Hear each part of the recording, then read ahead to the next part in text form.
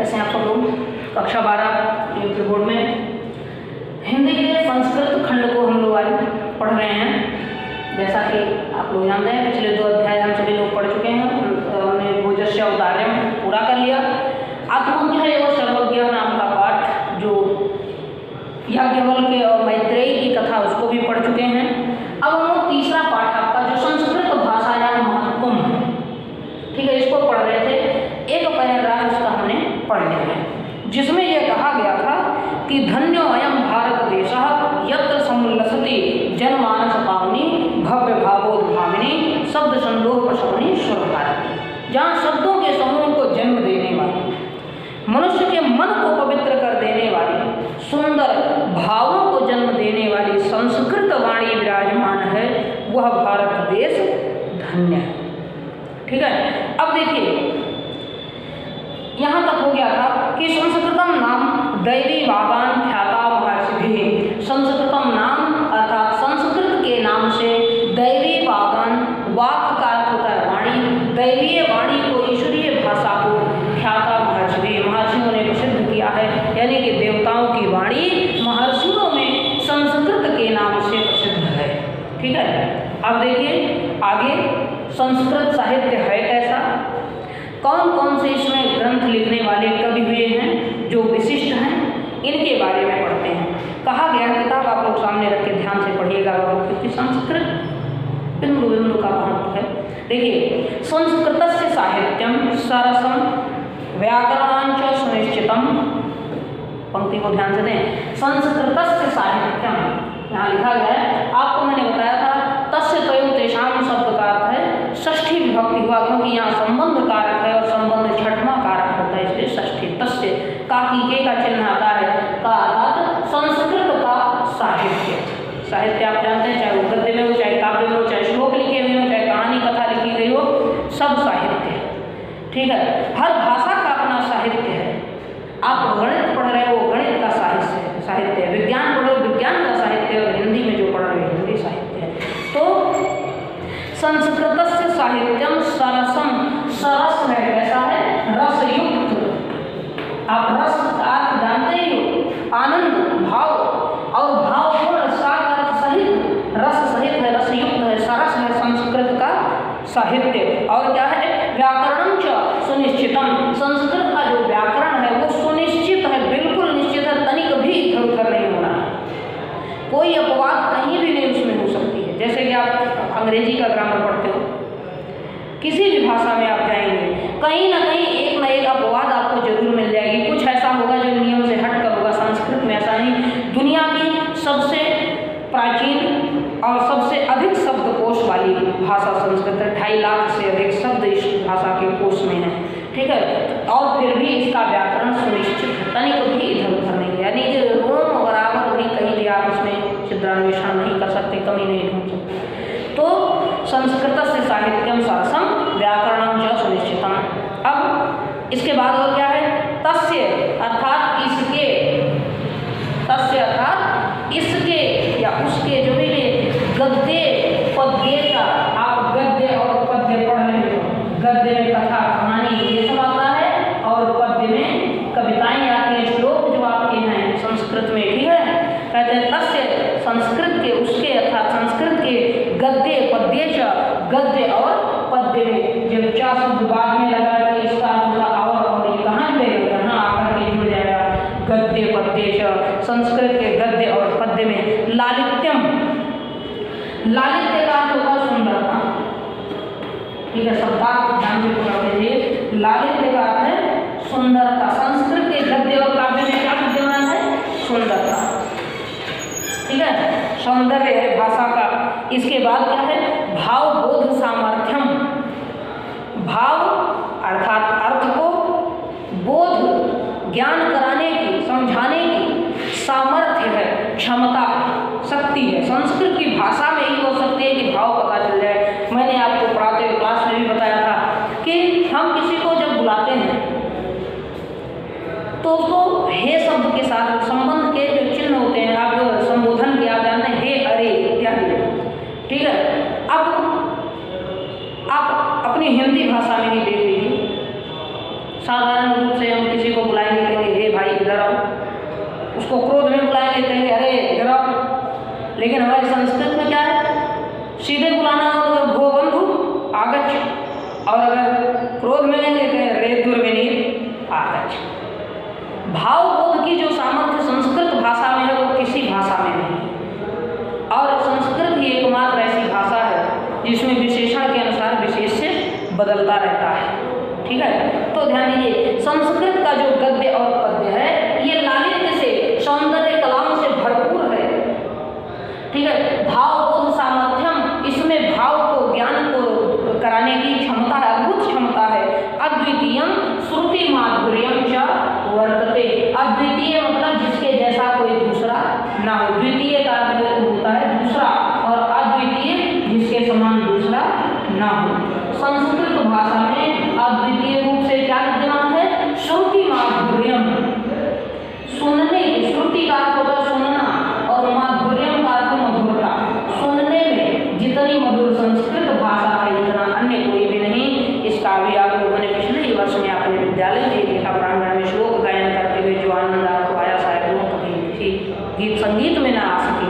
ठीक है, तो कहने का तात्पर्य कि तस्य अर्थात उसके संस्कृत के गद्य पद्य या गद्य और पद्य में लालित्यम, कला सौंदर्य है। ठीक है, भाव बोध सामर्थ्यम, भावों को, अर्थ को बोध कराने की, समझाने की सामर्थ्य, क्षमता है।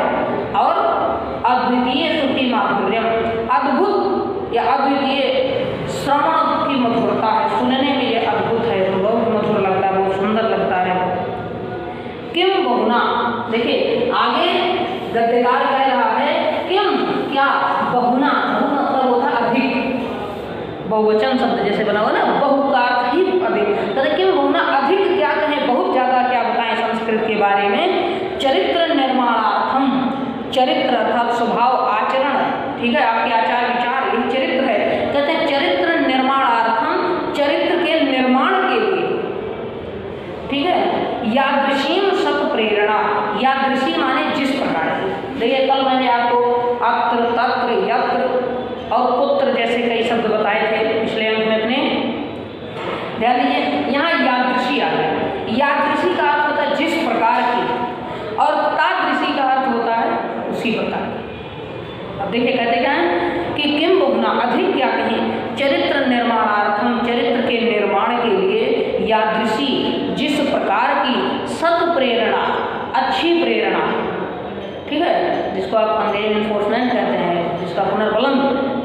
ठीक है, जिस तरह की अच्छी प्रेरणा अपने चरित्र के निर्माण के लिए संस्कृत वाङ्मयम ददाति। वाङ्मय का अर्थ होता है साहित्य, वाणी, भाषा का साहित्य। ठीक है, वाङ्मय वाक शब्द से ही बना। ठीक है, वाङ्मय का अर्थ होता है भाषा साहित्य। अब कौन सी भाषा का साहित्य है, संस्कृत भाषा का। तो चरित्र निर्माण की जैसी प्रेरणा संस्कृत भाषा का साहित्य ददाति देता है, न तादृशीम किंचित अन्यत, न माने नहीं है, तादृशीम उस प्रकार, किंचित अन्यत, अन्यत माने अन्य, दूसरी जगह, किंचित कहीं भी। जिस तरह की चरित्र निर्माण की प्रेरणा संस्कृत साहित्य से प्राप्त होती है, वैसी अन्य किसी भी साहित्य में, ऐसे किसी भी भाषा से नहीं मिलती है। फिर देखिए मूलभूता नाम, मूलभूत अर्थात प्रमुख रूप से, मुख्य रूप से, जो मूल यानी जहाँ से निर्माण शुरू होता है, मूल रूप से, सूक्ष्म रूप से, मानवीय गुणा नाम, मानवीय गुणों की, मूल रूप से मानवीय गुणों की। मनुष्य के मूल रूप से कौन कौन से गुण होने चाहिए, इस विषय में चर्चा करें। कर्मठता होनी चाहिए, काम करने की जो है उत्साह, कार्य करने का होना चाहिए, अपने कर्तव्य के प्रति एक निष्ठावान और सत्यवादी। ये 2-4 प्रमुख गुण हैं। यदि मनुष्य अपने कर्तव्य के प्रति जिम्मेदार हो और सत्य का पालन करने वाला हो, तो फिर उसके चरित्र में और जितने भी गुण चाहिए सब उसी प्रकार आकर मिल जाएंगे, जैसे समस्त संसार की नदियाँ अंततः सागर में जाकर के ही मिलती हैं। ठीक है, तो देखिए कहते हैं कि मूलभूता नाम, मूल रूप से मानवीय गुणा नाम, मानवीय गुणों की, मनुष्य के गुणों की यादृशी विवेचना, यादृशी अर्थात जिस प्रकार की, विवेचना अर्थात व्याख्या, जैसी व्याख्या संस्कृत साहित्य वर्तते, संस्कृत साहित्य अर्थात संस्कृत के साहित्य में वर्तते विराजमान है, विद्यमान है, ना अन्यत्र तादृशी, न माने नहीं है, अन्यत्र माने दूसरी जगह पर, तादृशी अर्थात उस प्रकार। जैसी व्याख्या मनुष्य के गुणों की संस्कृत के साहित्य में है वैसी व्याख्या अन्य कहीं भी नहीं है। कैसे देखें कि मूलभूतानाम मूल रूप से मानवीय गुणानाम मानवीय गुणों की यादृशी विवेचना जिस प्रकार की व्याख्या संस्कृत साहित्य वर्तते संस्कृत के साहित्य में है, ना तादृशी ना अन्यत्र, वैसी और कहीं भी तादृशी अर्थात वही उस प्रकार की, ना अन्यत्र अन्य कहीं नहीं है। फिर देखिए अब मनुष्य के कुछ गुण दिए गए हैं जो संस्कृत में स्पेशल आपको मिलेंगे, विशेष रूप से संस्कृत में ही प्राप्त होगी। कौन कौन से हैं? दया, दान, शौचम अर्थात शुद्धता, पवित्रता। देखिए संस्कृत का एक शब्द है शौख्य, ठीक है, इससे एक शब्द बना शुचि, और जब इसको विकृत और भी फैलाया गया तो क्या हुआ? शौच। तीनों शब्दों का एक ही अर्थ है, ठीक है, क्या? पवित्रता, शुद्धता, और मनुष्य के गुणों में पवित्रता का विशेष स्थान है। तो संस्कृत में जो मानवीय गुण है, मूल गुण कौन कौन से? दया, दान, शौख्य अर्थात पवित्रता, सत्यम सत्य, औदार्यम उदारता, अनुसूया, अनुसूया का अर्थ है ईर्ष्या न करना, अनुसूया अर्थात ईर्ष्या न करना, ठीक है, मनुष्य के गुणों में यही है। अनुसूया अर्थात ईर्ष्या न करना, क्षमा, अन्य च अनेके गुणा, क्षमा, अन्य च और भी अनेके गुणा, बहुत से गुण, अस्य साहित्यस्य, अस्य माने इस संस्कृत के साहित्यस्य साहित्य के, अनुशीलनेन अध्ययन से, संजायन्ते प्राप्त होते हैं, ज्ञात हो जाते हैं। संजायन्ते मतलब ज्ञान हो जाता है। संस्कृत साहित्य के अध्ययन से दया, दान, पवित्रता, उदारता, ईर्ष्या न करना, क्षमा आदि अनेक गुण स्वतः ही प्राप्त हो जाते हैं, ठीक है। जैसे देखें दया, दानम, शौचम, औदार्यम, अनुसूया, क्षमा, दया कृपा करना, दया करना दूसरों पर, ठीक है, दान करना, दूसरों की भलाई के लिए कुछ भी उन्हें प्रदान किया जाए वो दान हो, शौचम अर्थात सौख्य, पवित्रता, ठीक है, औदार्यम उदारता, अनुसूया ईर्ष्या ना करना, कभी किसी से ईर्ष्या नहीं करनी चाहिए, ठीक है, और क्षमा आदि अनेके गुणाः, अनेक गुण, अस्य साहित्यस्य, इस साहित्य के, अनुशीलनेन, अनुशीलन से, अध्ययन करने से, अनुशीलन का अर्थ अध्ययन करने से, संजायन्ते प्राप्त हो जाते हैं। अब देखिए संस्कृत में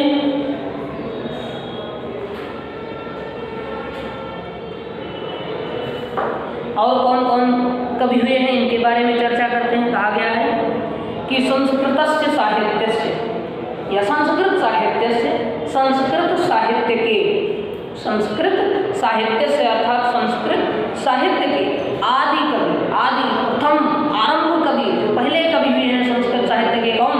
महर्षि वाल्मीकि। देखिए संस्कृतस्य आदि कवि, संस्कृत साहित्य के आदि कवि वाल्मीकि, वाल्मीकि जी। महर्षि व्यास, महर्षि व्यास, वेद व्यास इनको कहा गया जिन्होंने ऋग्वेद को 4 भागों में बांट दिया, फिर उन 4 भागों से उपवेद बनाए, शास्त्र बनाए, पुराणों की रचना की, वो भी श्रेष्ठतम कवि थे और सब संस्कृत भाषा में ही। तो कहते हैं महर्षि व्यास, संस्कृत के प्रचंड कवि, विद्वान कवि महर्षि व्यास, कवि कुल गुरु कालिदास। 11th क्लास में आपने पढ़ा कि पुरा कवीनाम गणना प्रसंगे कनिष्ठिकाधिष्ठित कालिदास। प्राचीन काल में कवियों की गणना के प्रसंग में जब कनिष्ठा उंगली पर कालिदास का नाम आया तो किसी और कवि का नाम उनके बराबर गिनने के लिए नहीं आया, इसलिए अनामिका सार्थवती बभूव, ऐसा कुछ श्लोक था, ध्यान दीजिएगा, अनामिका का नाम सार्थक हो, ध्यान दीजिए। यहाँ कहते हैं कि संस्कृत साहित्य से आदि कवि वाल्मीकि साहित्य के आदि कवि वाल्मीकि जी, महर्षि व्यास जी, कवि कुल गुरु कालिदास, कवियों के कुल गुरु कालिदास जो बहुत विद्वान कवि है, उत्कृष्ट साहित्य लिखा है हमारे। अन्य च और भी दूसरे कवि कौन? भास। देखिए 3 कवियों के नाम दिए गए हैं, भास, भारवी, भौभूति।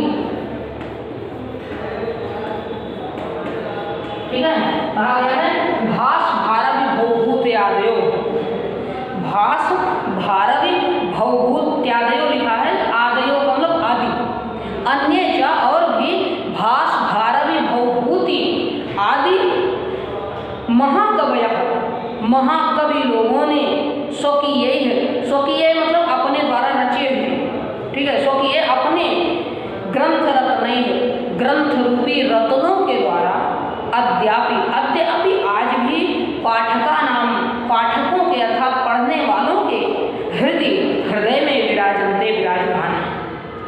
कौन कौन? संस्कृत साहित्य के आदि कवि महर्षि वाल्मीकि, महर्षि व्यास, कवियों के कुलगुरु कालिदास जी, और भी भास भारवी भौभूति आदि बहुत से महाकवि लोग स्वकीय ग्रंथ रत्न अपने लिखे हुए ग्रंथ रूपी रत्नों के द्वारा पाठका नाम अद्यापि आज भी पाठका नाम पाठकों के हृदय में विराजमान हैं।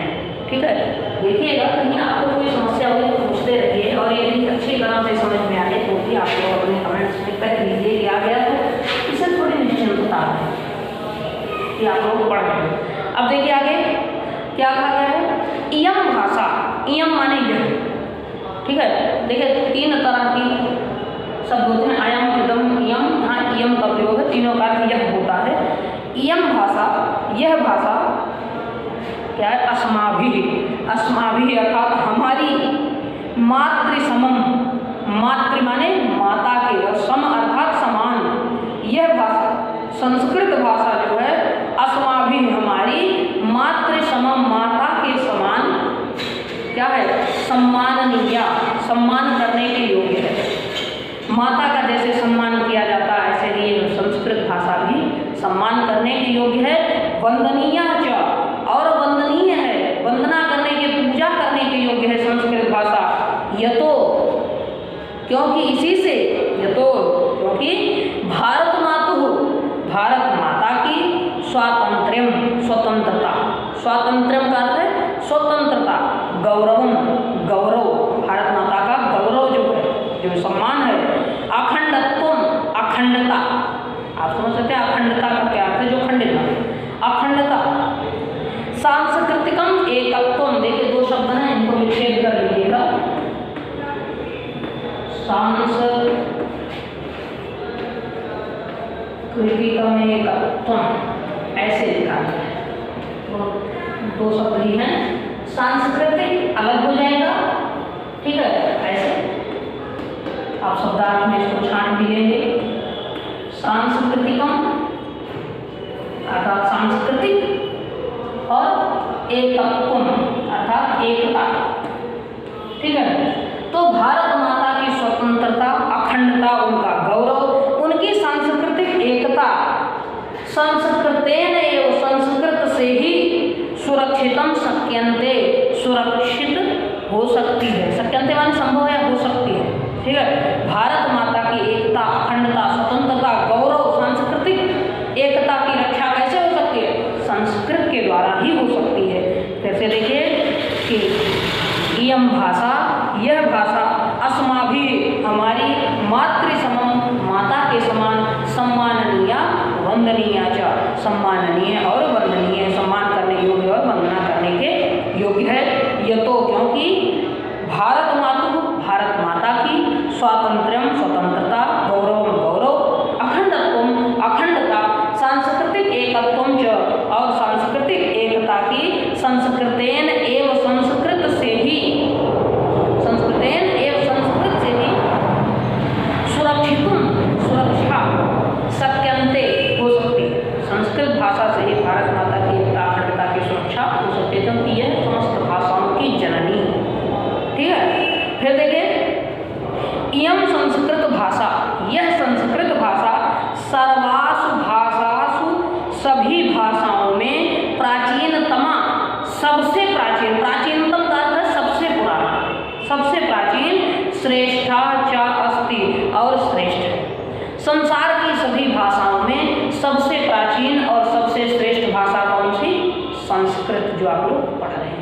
इयं संस्कृत भाषा, यह संस्कृत भाषा सर्वासु भाषासु, सभी भाषाओं में प्राचीनतमा, सबसे पुरानी, सबसे प्राचीन और श्रेष्ठा च अस्ति, सबसे श्रेष्ठ है।